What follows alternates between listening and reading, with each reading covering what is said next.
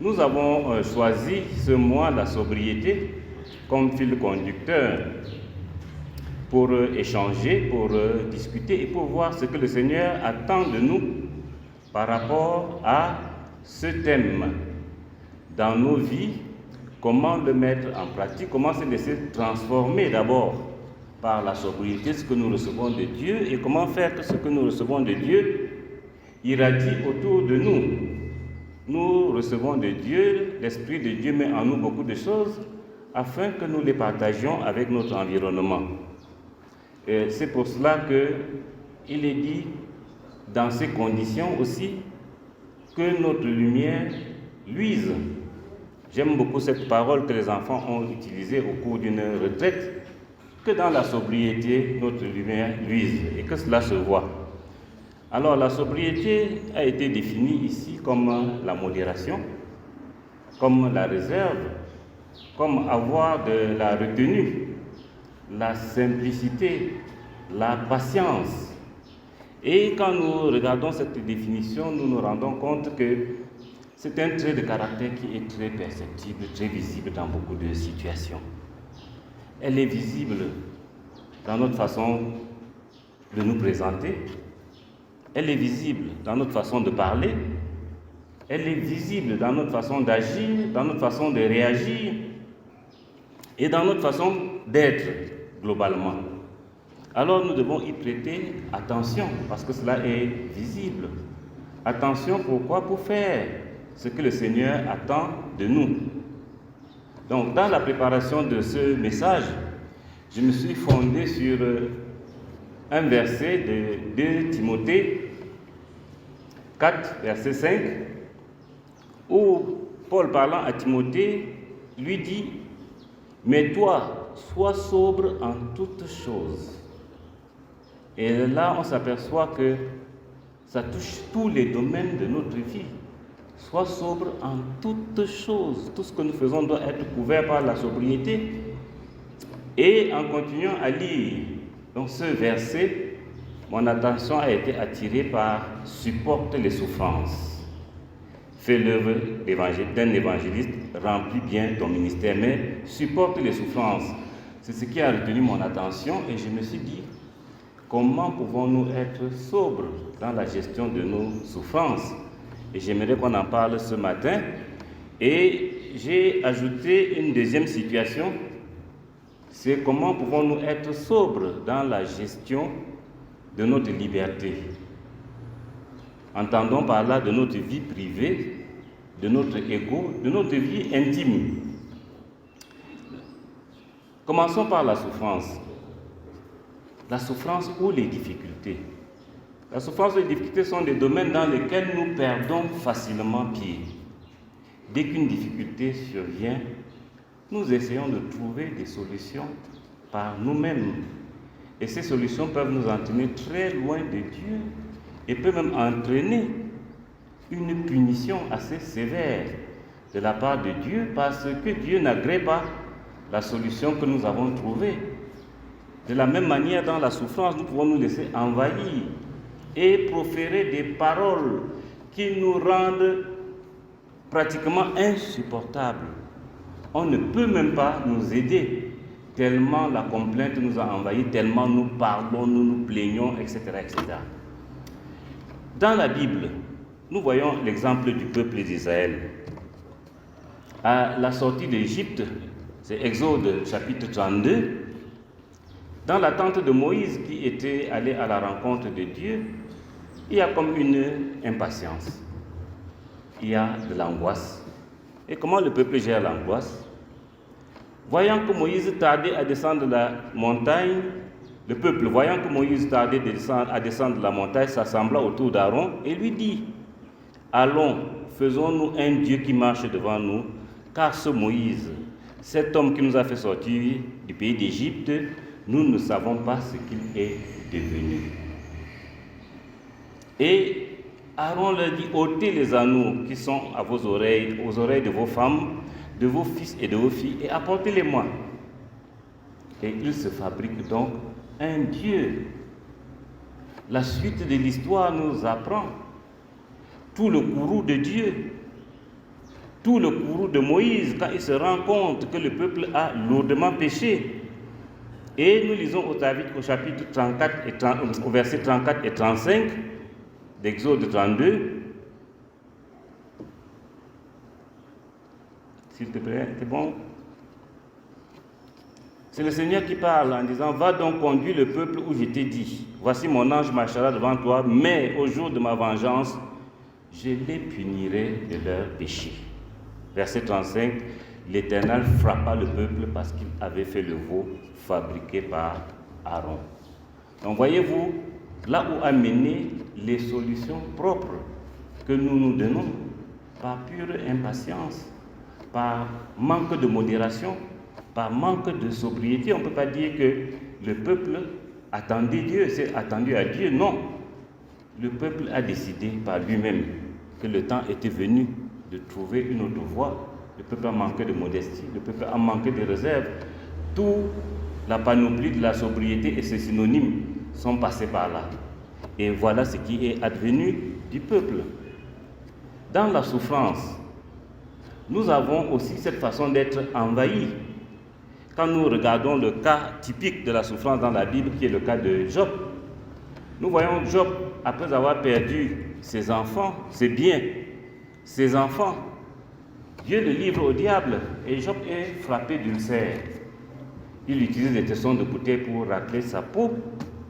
Et sa femme lui dit, c'est dans le chapitre 2 du livre de Job, versets 7 à 10 que nous allons lire: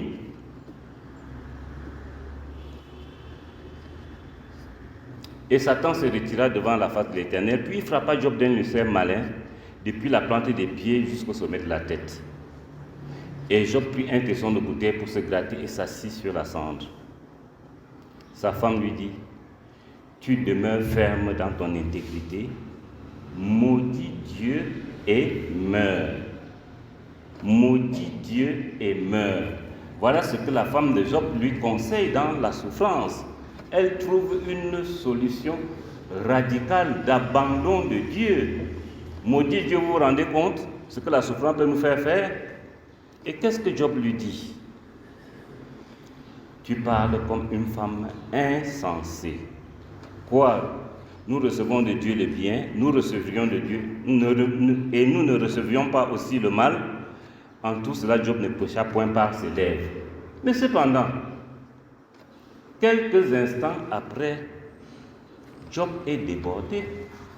Il est débordé par la douleur, il sombre dans la dépression. C'est le chapitre 3, où quand Job prend la parole, qu'est-ce qu'il dit? Maudit soit le jour de ma naissance. Maudit soit le jour de ma naissance. On va poursuivre la lecture. Verset 2.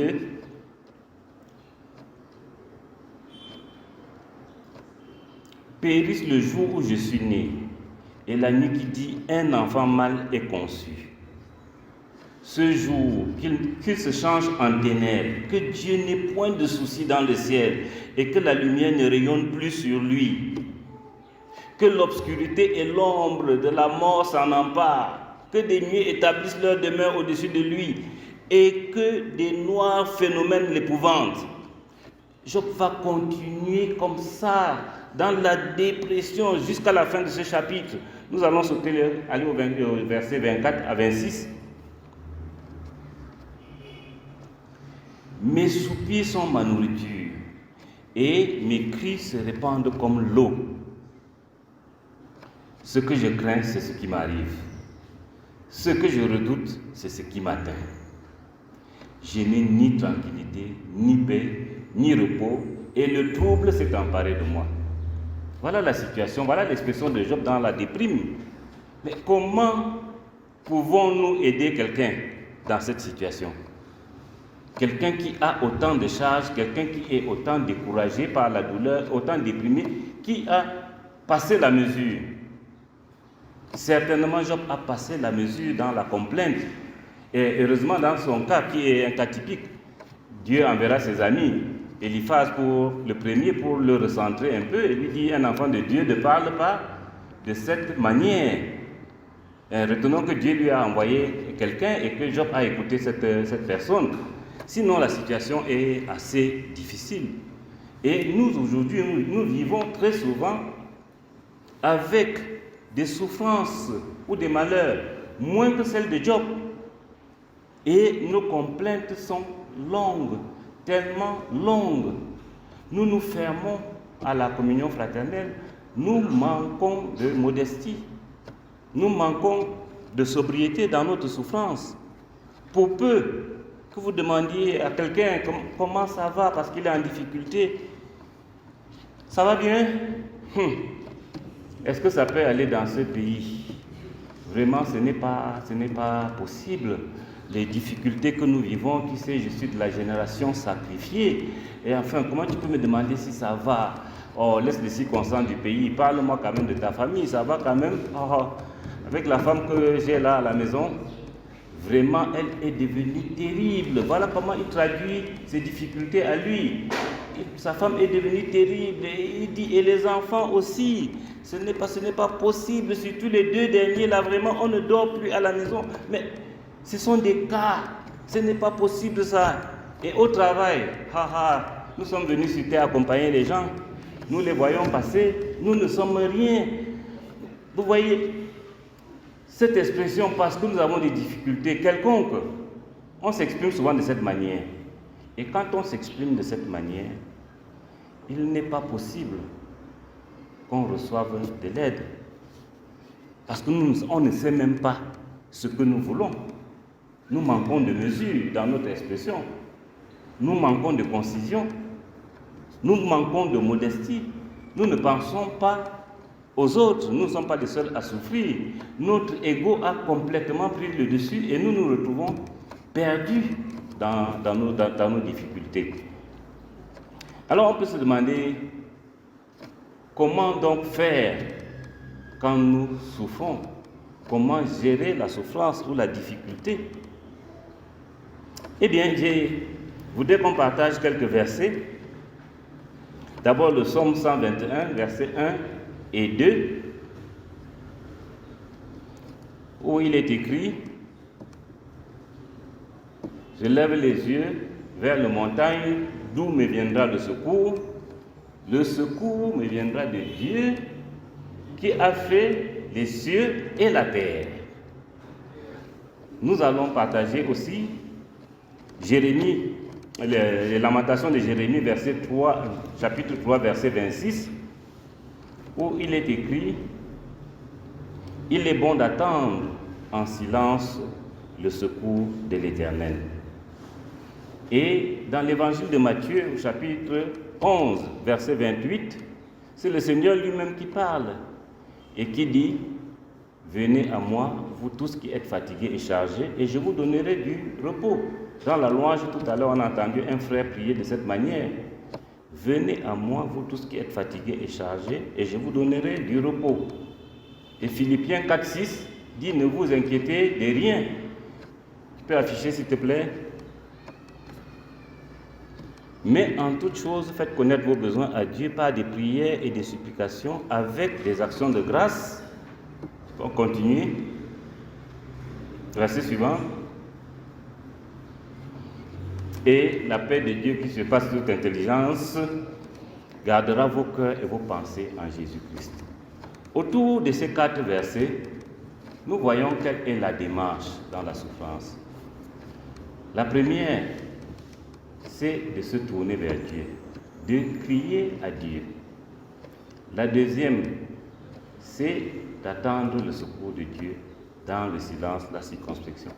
La troisième, Dieu lui-même affirme qu'il agit. Le Seigneur dit: venez à moi, je vous donnerai du repos. Alors, pour illustrer cela, il y a dans le livre des Juges, au chapitre 6, une histoire collective, mais qui est portée par Gédéon. C'est les Israélites qui sont dominés par Madian. Et dans le livre des Juges, au chapitre 6, verset 6,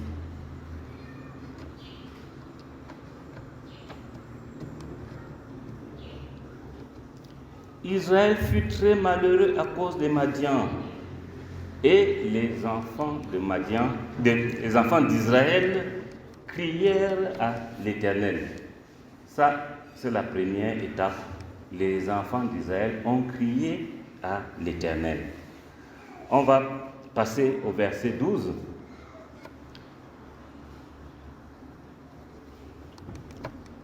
L'Éternel envoie son ange vers Gédéon. Il lui dit, l'Éternel est avec toi, vaillant héros.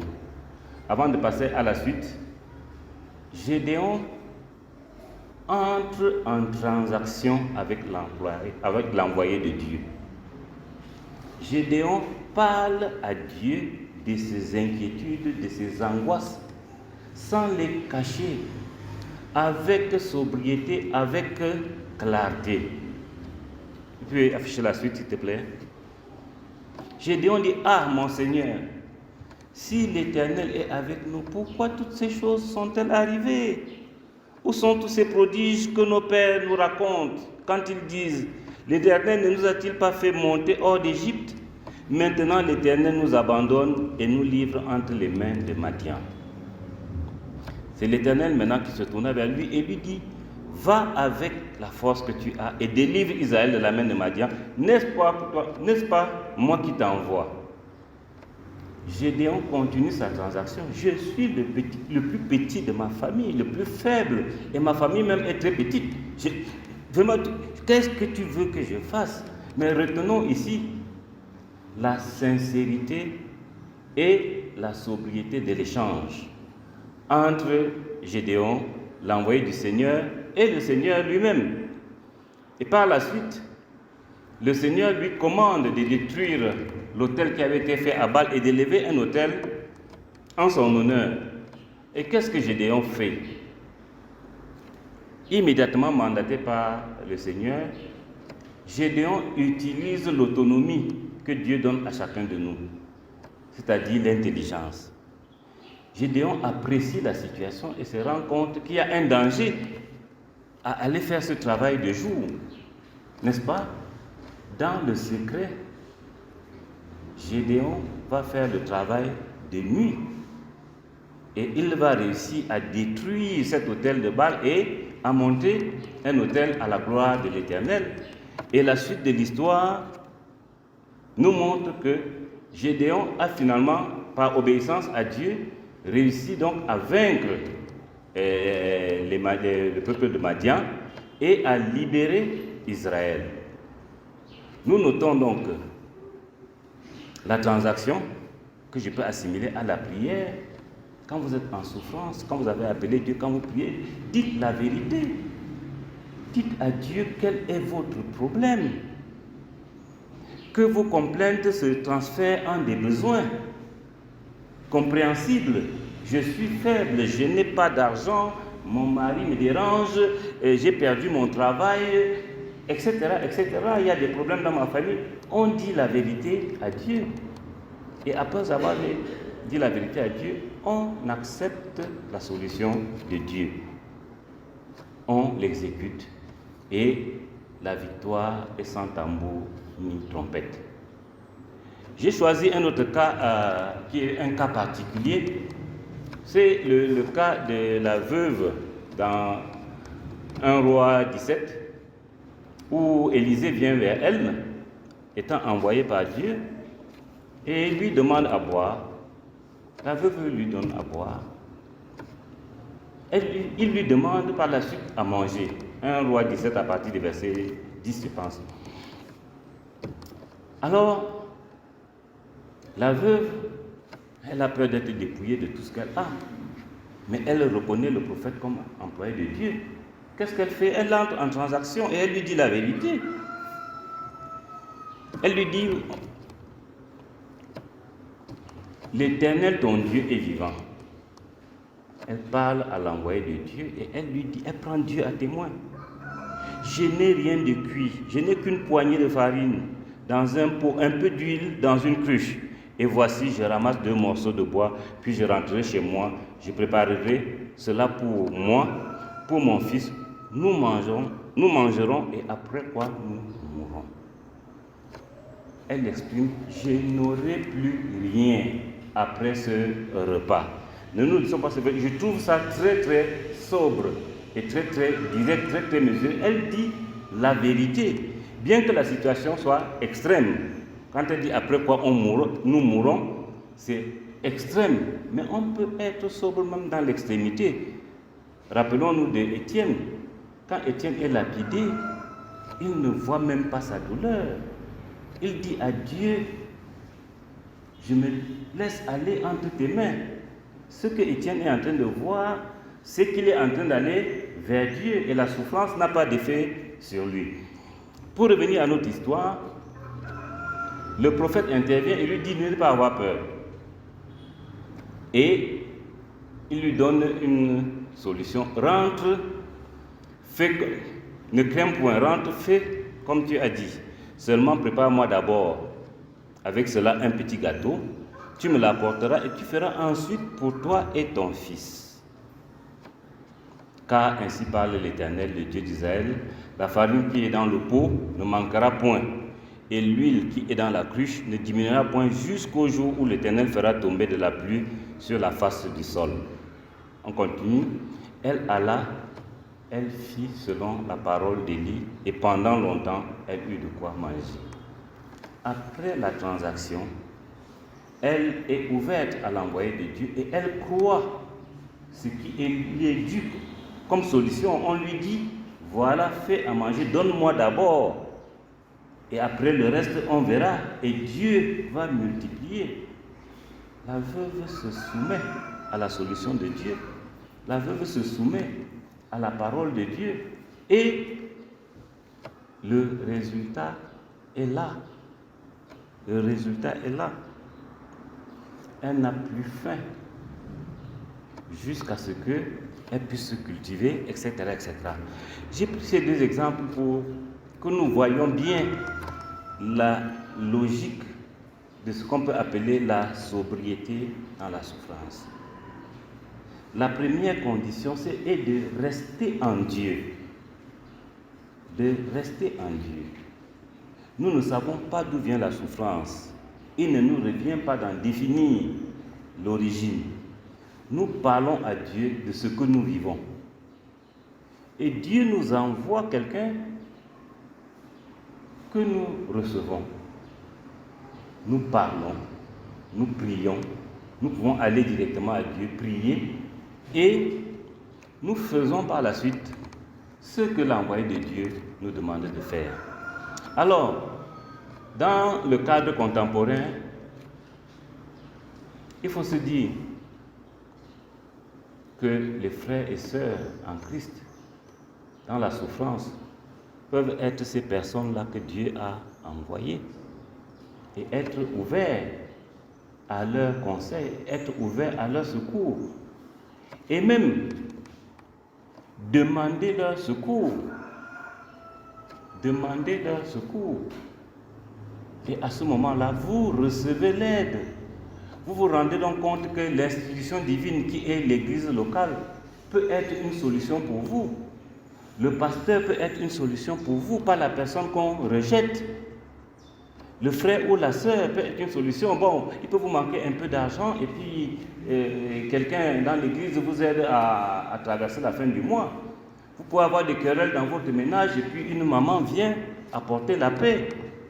Vous pouvez avoir des difficultés avec l'enfant, quelqu'un d'autre récupère même l'enfant pour quelque temps et vous le remet en forme. Comprenons la démarche de sobriété, comprenons la démarche de sérénité par le fait que nous devons rester en Dieu et nous devons avoir confiance aux institutions de Dieu. La prière étant une, l'obéissance étant une autre, le respect de l'Église, n'en parlons plus. Donc si nous appliquons cela, nous voyons très bien que nous pouvons gérer nos douleurs parce que Dieu a promis.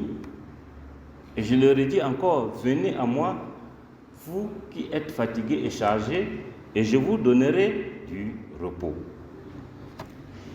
Voilà ce que j'avais ce matin pour le cas de la souffrance. Et le deuxième cas, c'était un cas un peu subtil. Pour ma part, c'est la gestion de notre liberté. La gestion de notre vie privée. La gestion de notre vie intime. Alors, je me suis appuyé sur 1 Corinthiens 6,12. C'est l'apôtre Paul qui parle. Il dit tout m'est permis, mais tout n'est pas utile.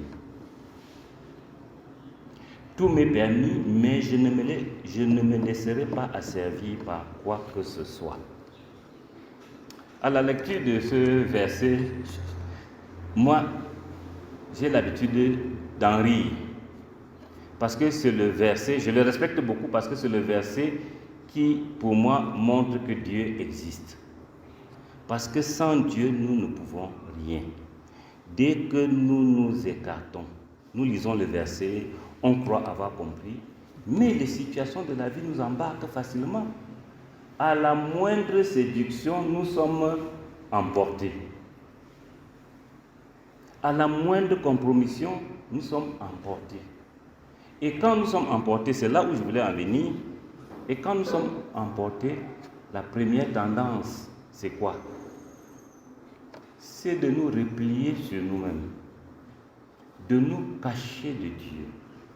On fait un bunker autour de nous-mêmes, on construit une protection. Et c'est en ça que nous manquons de sobriété dans la gestion de notre espace. Parce que notre espace est déjà pollué et si nous nous enfermons, nous risquons de nous enfoncer. Quand Adam et Ève commettent le péché originel, qu'est-ce qu'ils font? Ils vont se cacher quand ils entendent la voix de Dieu, n'est-ce pas? Ils vont se cacher, ils se replient.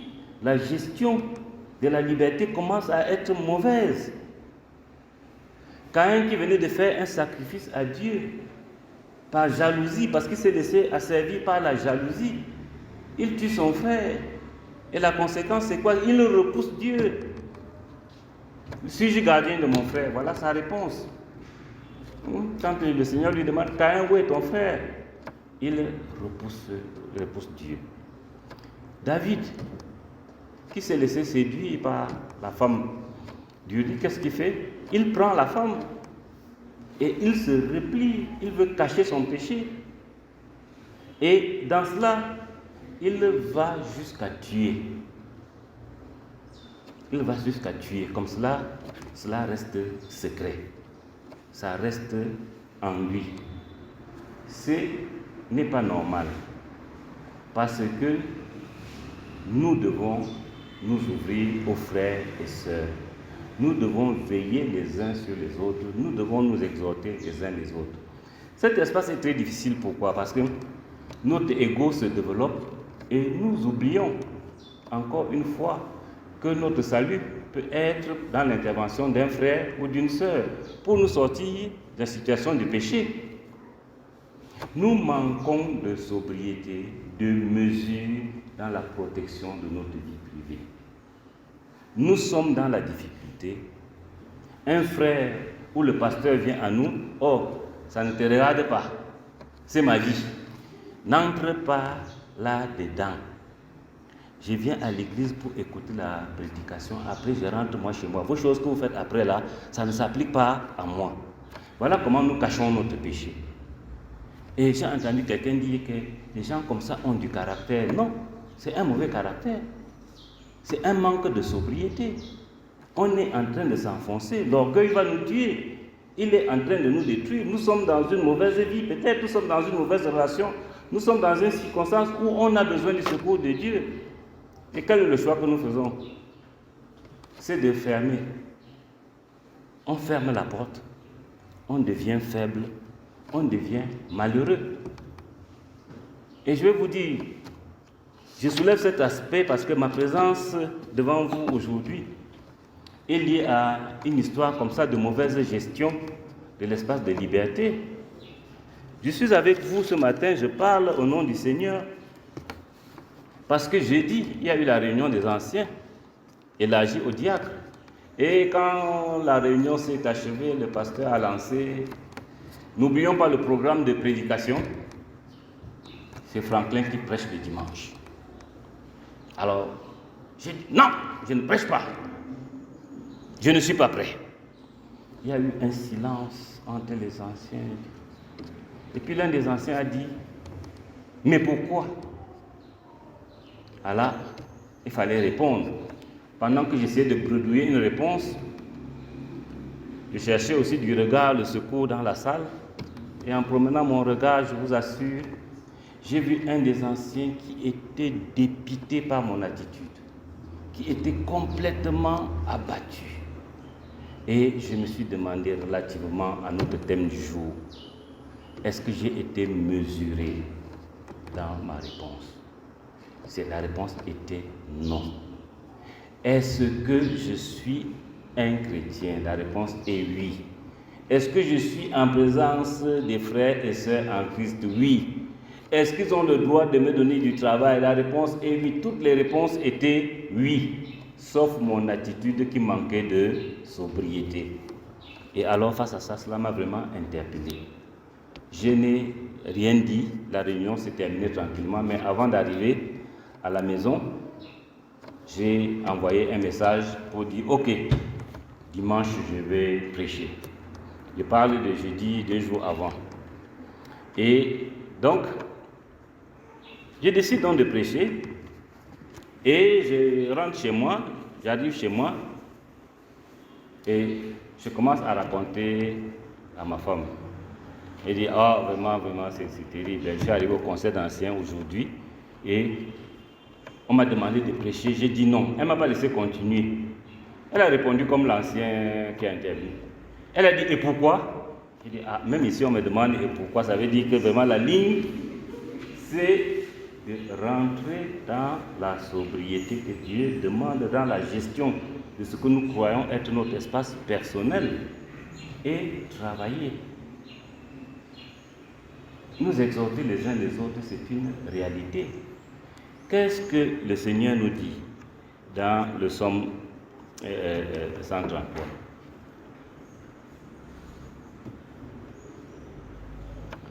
Voici, oh qu'il est agréable et doux pour des frères de demeurer ensemble. C'est comme l'huile précieuse qui, répandue sur la tête, descend sur la barbe d'Aaron, qui descend sur le bord de son vêtement.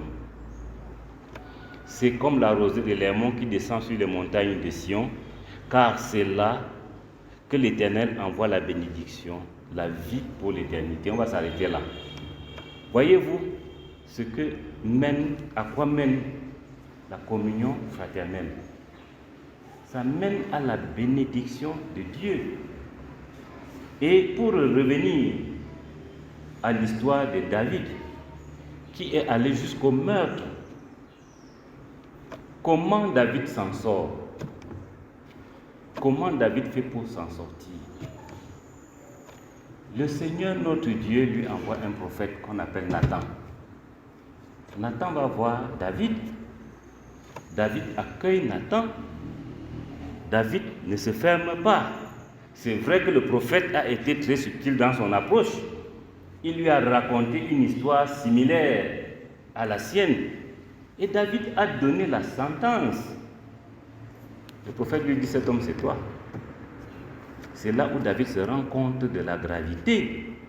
Nous allons lire tout l'échange dans 2 Samuel 12, des versets 1 à 13.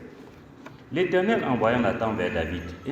Et Nathan vint à lui et lui dit, il y avait dans une ville 2 hommes, l'un riche et l'autre pauvre. Le riche avait des brebis et des bœufs en très grand nombre. Le pauvre n'avait rien du tout qu'une petite brebis qu'il avait achetée. Il la nourrissait et elle grandissait chez lui avec ses enfants. Elle mangeait de son pain, buvait de sa coupe, dormait sur son sein et il la regardait comme sa fille. Un voyageur arriva chez l'homme riche et le riche n'a pas voulu toucher à ses brebis ou à ses bœufs pour préparer un repas au voyageur qui était venu chez lui. Il a pris la brebis du pauvre, il l'a apprêtée pour l'homme qui était venu chez lui. Vous avez sauté là, c'est pas. C'est l'homme qui était venu, voilà. La colère de David s'enflamma violemment contre cet homme et il dit à Nathan, l'Éternel est vivant. L'homme qui a fait cela mérite la mort. Et il rendra 4 brebis pour avoir commis cette action et pour avoir été sans pitié. Et Nathan dit à David, tu es cet homme-là. Ainsi parle l'Éternel, le Dieu d'Israël. Je t'ai oint pour roi sur Israël, je t'ai délivré de la main de Saül. Je t'ai mis en possession de la maison de ton maître. J'ai placé dans ton sein les femmes de ton maître. Je t'ai donné la maison d'Israël et de Juda. Et si cela avait été peu, j'y aurais encore ajouté. Pourquoi donc as-tu méprisé la parole de l'Éternel en faisant ce qui est mal à ses yeux? Tu as frappé de l'épée Uri, le Hessien. Tu as pris sa femme pour en faire ta femme. Et lui, tu l'as tué par l'épée des fils d'Ammon. Maintenant, l'épée ne s'éloignera jamais de ta maison, parce que tu m'as méprisé et parce que tu as pris la femme d'Uri, le Héthien, pour en faire ta femme. Ainsi parle l'Éternel. Voici, je fais sortir de ta maison le malheur contre toi, et je vais prendre sous tes yeux tes propres femmes pour les donner à un autre, qui couchera avec elles à la vue de ce soleil. Car tu as agi en secret, et moi, je ferai cela en présence de tout Israël et à la face du soleil. Et David dit à Nathan, j'ai péché contre l'Éternel. Je voudrais qu'on s'arrête là. Est-ce que vous voyez le comportement de David quand il est confus? David ne dit pas que ça ne te regarde pas. Il ne dit pas que c'est ma vie. L'information qui lui arrive est vraie. Il dit sobrement, j'ai péché contre l'Éternel. Les défenses de David tombent et l'Éternel peut donc le relever. Faisons attention à la gestion de notre vie privée, à la gestion de notre liberté. Soyons sobres et mesurés dans ce domaine-là. Ayons de la réserve. Pourquoi devrais-je penser qu'un frère qui m'approche, c'est pour me nuire? Pourquoi devrais-je penser qu'il me veut du mal, il ne peut pas m'aider? Pourquoi je me ferme? Pourquoi? Est-ce qu'on cache la lumière? Si je suis dans la lumière, je n'ai pas besoin de me cacher. Et je voudrais vraiment insister là-dessus parce que c'est quelque chose qui nous prend tous. Ce qu'on appelle l'ego. On refuse la transformation. On refuse le conseil pour la transformation. Et on dit même, je suis comme ça. Et à la limite, on risque de dire même à Dieu, même toi-même là, tu ne peux pas me transformer. Mais oui, c'est des attitudes que nous voyons, que nous vivons. Donc, frères et sœurs, dans la gestion de ce que nous sommes, dans la gestion de notre vie privée, intime, faisons-nous des amitiés dans le peuple des enfants de Dieu. Ils sont de bons conseils, c'est des bons mécaniciens. C'est auprès d'eux que nous pouvons avoir le secours, la bonne parole. Attention, vous avez tous lu, quand je dis le bon mécanicien, vous avez tous lu le traité que nous avons ici, où nous nous laissons facilement conseiller par n'importe qui. On nous dit le remède de la femme, c'est la femme. Donc vous vous plaignez, on vous dit, va prendre une maîtresse, pourquoi tu pleures? Un clou par toi, tu vas t'en sortir. C'est de mauvais conseils. Là-bas, nous sommes ouverts, mais à l'église, nous sommes fermés. Nous manquons de sobriété à l'église. Nous ne regardons pas les frères comme une force. Et pourtant, c'est une force. Dieu a envoyé Nathan dans le but de délivrer David. Et quand David concède qu'il a mal fait, qu'il a péché, Nathan dit à David, l'Éternel pardonne ton péché, tu ne mourras point. Voilà la victoire que David a dans la bonne gestion de son attitude. David a la victoire, mais la victoire est apportée par Nathan. Le péché de David est dévoilé. Mais tout ce que nous gardons par force en nous, par manque de mesure? Comment je peux être rongé par quelque chose et je garde? Comment je peux me voir périr et je garde? Je ferme. Même celui qui est mon ami dans l'assemblée, le pasteur arrive, mais Roger, tiens-toi loin. Ça, ce n'est pas des problèmes dans lesquels tu peux entrer. Non, c'est un manque de sobriété. Je vous assure, nous devons apprendre à gérer notre liberté. Nous devons apprendre à nous ouvrir comme il faut, quand il faut et là où il faut. Ne nous trompons pas. Il ne s'agit pas d'exposer nos vies à tout va, mais d'avoir la juste mesure en toutes choses. D'avoir la juste mesure. Si je suis en difficulté, mon ego doit tomber. Mon ego doit reculer. Dieu va envoyer quelqu'un pour m'aider. Il est peut-être là assis à ma droite, il est peut-être là assis à ma gauche. La vie de soupçon que nous prenons en prétexte pour nous fermer à tout conseil de la part de Dieu ne peut nous mener qu'à rétrograder. Et comme on a encore un peu de temps, je profite pour terminer sur le dernier point que j'avais préparé, c'est être sobre dans l'ensemble de notre vie chrétienne. Être sobre, c'est aussi remplir notre devoir de chrétien en toute simplicité, avec patience, sans fioriture et rester constamment sur le chemin, sans nous laisser distraire par les joies de la vie, sans nous laisser distraire par les plaisirs du monde. Dans 2 Timothée 4,5, après avoir demandé à Timothée d'être sobre en tout, l'apôtre Paul ajoute: supporte les souffrances, fais l'œuvre d'un évangéliste, remplis bien ton ministère. Nous allons lire 1 Thessaloniciens 5, des versets 1 à 11, pour terminer.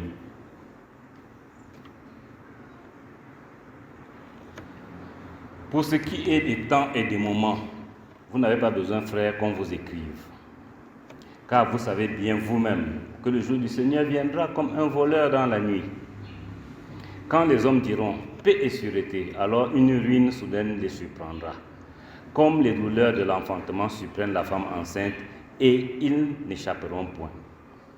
Mais vous, frères, vous n'êtes pas dans les ténèbres pour que ce jour vous surprenne comme un voleur. Vous êtes tous des enfants de la lumière et des enfants du jour. Nous ne sommes point de la nuit ni des ténèbres. Ne dormons point comme les autres, mais veillons et soyons sobres. Car ceux qui dorment, dorment la nuit, et ceux qui s'enivrent, s'enivrent la nuit. Mais nous qui sommes du jour, soyons sobres, encore une fois, ayant revêtu la cuirasse de la foi, de l'amour, et ayant pour casque l'épée de l'espérance du salut. Car Dieu ne nous a pas destinés à la colère, mais à la possession du salut par notre Seigneur Jésus-Christ, qui est mort pour nous, afin que, soit que nous veillons, soit que nous dormions, nous vivions ensemble avec lui.